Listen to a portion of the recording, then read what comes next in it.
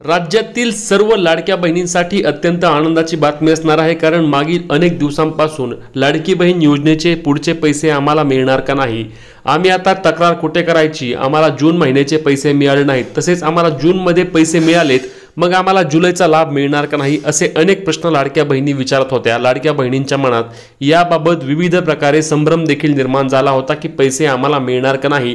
परंतु राज्याच्या महिला व बालविकास विभागाच्या मंत्री आदिती तटकरे यांनी आज पत्रकार परिषद घेऊन या पत्रकार परिषदेमध्ये सर्व बाबींची आणि सर्व गोष्टींची सविस्तर उत्तर दिली आहेत। त्यासोबतच लाडक्या बहिणींनो घाबरू नका, सर्व बहिणींना पैसे येणार, सरसकट जुलै महिन्याचे हप्ते देखील येणार।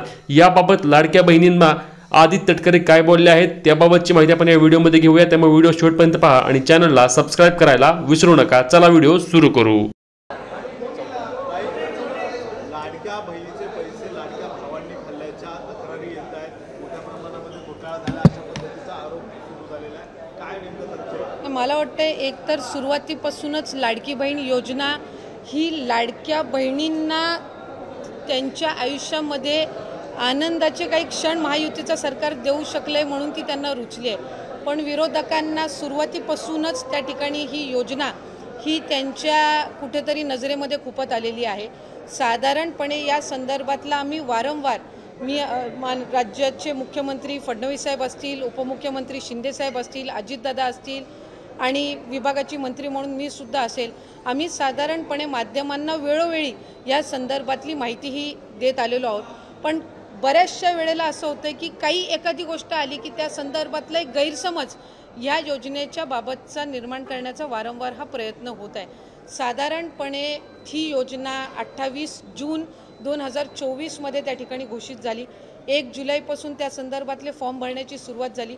पहिल्या टप्प्यातले 2-3 महिन्याची लाभार्थ्यांची संख्या साधारणपणे 1,33,00,000 होती, जे 17-18 ऑगस्ट 2024 मध्ये लाभ आम्ही वितरित केला। त्याच्यानंतर 15 ऑक्टोबरपर्यंत त्याच्या रजिस्टरच्या संदर्भातली जी काही मुदत होती ही त्या ठिकाणी सरकारच्या वतीने देण्यात आलेली होती। आणि या आधी सुद्धा प्रत्येक वेळेला ज्या वेळेला आम्ही स्क्रुटिनी ही जी प्रक्रिया आहे ही साधारणपणे सातत्याने चालणारी प्रक्रिया आहे। याचं कारण असं की वेगवेगळ्या विभागाचे जे डेटा असतात याचा ॲक्सेस त्या पर्टिक्युलर डिपार्टमेंटलाच असतो, त्या विभागालाच असतो। आज महिला व बालविकास विभाग जो आहे हा कृषी विभागाचा किंवा माहिती व तंत्रज्ञान विभागाचा किंवा अन्न व नागरी पुरवठा विभागाचा डेटा हा ॲक्सेस करू शकत नसतं। आम्हाला त्यांच्याकडून तो डेटा प्राप्त होणं ह्या जो कालावधी आहे हा निश्चितपणाने त्या ठिकाणी लागत असतो। जानेवारी महिन्यामध्ये आम्हाला कृषी विभागाकडनं त्या संदर्भातला अहवाल प्राप्त झाला आणि त्यावेळेला नमो शेतकरी योजनेअंतर्गत ज्या महिला लाभ घेत होत्या त्या संदर्भातला आम्ही स्क्रुटिनी केली। 6-7 लाखाचा डेटा त्यावेळेला मिळालेला होता आणि त्या 6-7 लाखापैकी साधारणपणे 5 ते 5.5 लाख अशा महिला होत्या ज्या नमो शेतकरीचाही लाभ घेत होते आणि आपल्या लाडकी बहीण योजनेचाही लाभ घेत होत्या। म्हणून त्यांना नमो शेतकरीचा लाभ हा 1000 रुपयाचा जो आहे तो चालू राहिला आणि लाडकी बहीणचा आपण त्यांना 1500च्या ऐवजी 500 जे आपण GR मध्येच नमूद केलेला आहे की तुम्हाला टोटल 1500चा लाभ हा शासनाच्या योजनांमधनं मिळेल। त्याची जी 1000 रुपयाच्या वरची जी कॅप असेल ही लाडकी बहीणच्या निधीतनंही सन्मान निधीतनंही भरली जाईल। तो जानेवारीमध्ये उपलब्ध झाला। मधल्या कालावधीमध्ये आम्ही साधारणपणे 8 लाखाचा जो सेवार्थचा आहे त्याच्यापैकी 8 लाखापैकी 2 लाखाचा आम्हाला त्या ठिकाणी उपलब्ध झाला। त्या 2 लाखापैकी 2 ते 2,500 हे त्याच्यामध्ये अपात्र आहेत असं निदर्शनास आलं। 6 लाखाचा त्याच्यातला डेटा आणखीन आम्हाला अपेक्षित आहे। आता 26 लाखाचा जो डेटा आम्हाला माहिती व तंत्रज्ञान विभागाकडून प्राप्त झालेला आहे याची स्क्रुटिनी आम्ही विभाग म्हणून करतोय। एक गोष्ट आपण समजून घेतली पाहिजे की आम्ही प्रत्येक विभागाकडे त्यांचा डेटा मागितलेला आहे आणि तो डेटा आमच्याकडे विभागाकडे प्राप्त झाल्यानंतर त्या संदर्भातली स्क्रुटिनी होत असते। म्हणजे आत्ता ज्या माध्यमांकडे चाललंय की 14,000 पुरुषांनी लाभ घेतला आहे का 21 लक्ष अशा महिला आहेत ज्या कुटुंबातले तिसरी महिला आहे आणि योजनेमध्ये 2 महिलांना आपण लाभ देत असतो। ह्या सगळ्या गोष्टींचं त्या ठिकाणी जिल्हाधिकारी असतील किंवा आमची जी ग्राउंड लेवलची यंत्रणा आहे ही त्या संदर्भातलं क्रॉस व्हेरिफिकेशन करणार। क्रॉस व्हेरिफिकेशन केल्यानंतर ह्या 26 लाखामधले जे अपात्र असतील आणि पात्र असतील ह्याचं व्हेरिफिकेशन होऊन त्या संदर्भातला निर्णय घेतला जाणार। असं नाही की 26 लाखाचा डेटा त्यांनी दिलाय म्हणजे 26च्या 26 लाख अपात्र आहेत। यातलं पण प्रॉपरली स्क्रुटिनाइज केलं जाणार. आता आम्हाला इन्कम टॅक्स आहे, इन्कम टॅक्सचा आम्ही केंद्राकडनं डेटा मागितलेला आहे. तो ज्या वेळेला डेटा येईल त्यावेळेला त्याचंही आम्ही क्रॉस व्हेरिफिकेशन करणार. ह्या 26 लाखापैकी असेही असतील की जे आम्ही पहिल्या स्क्रुटिनीमध्ये विभागाच्या स्क्रुटिनीच्या वेळेलाच कदाचित ते बाद झालेले असतील. हा त्यांनी संकलित करून जेवढा डेटा त्यांच्याकडे अवेलेबल आहे तो सगळा त्यांनी दिलेला आहे. याच्यातून आमच्या विभागाची जो निगडीत आहे तो ग्राउंड लेवलवर त्या संदर्भातली तपासणी होणार आणि त्या संदर्भातली स्क्रुटिनी झाल्याच्या नंतर आपल्याला तो आकडा येईल की ह्यांनी जो डेटा दिलेला आहे त्याच्यापैकी प्रत्यक्षात पात्र किती आहेत आणि अपात्र किती आहेत. आणि आत्ता जो आपल्याला साधारणपणे जो काही 14,000 पुरुषांनी लाभ घेतलेला आहे किंवा काय, ह्या संदर्भातली सुद्धा जिथपर्यंत आमच्याकडे ग्राउंड रिपोर्ट येत नाही तिथपर्यंत हे आकडे जे आहेत हे IT विभागाने आम्हाला दिलेले आहेत. त्या संदर्भातली सविस्तर स्क्रुटिनी झाल्यानंतर निदर्शनास येईल की प्रत्यक्षात हे जे पुरुष आहेत यांनी त्या घरातल्या स्त्रीचं अकाउंट नव्हतं म्हणून त्यांनी त्यांच्या आधार कार्डशी लिंक कदाचित या पुरुषाचं अकाउंट असेल म्हणून त्यांनी ते अकाउंट नमूद केलेलं होतं का वेगळं काही त्याच्यामध्ये आहे. हे ज्या वेळेला स्क्रुटिनी होईल विभागाकडून त्यावेळेला लक्षात येईल. हा मोघम डेटा आहे आणि हा मोघम डेटा आम्हाला IT विभागाकडनं प्राप्त झालेला आहे, माहिती व तंत्रज्ञान विभागाकडनं. कारण त्यांनी प्रत्येक जो डेटा आहे वेगवेगळ्या डिपार्टमेंटचा त्यांच्याकडे जो अवेलेबल आहे तो त्यांनी त्या त्या विभागाला दिलेला आहे आणि त्याच्यातला हा एक भाग आहे.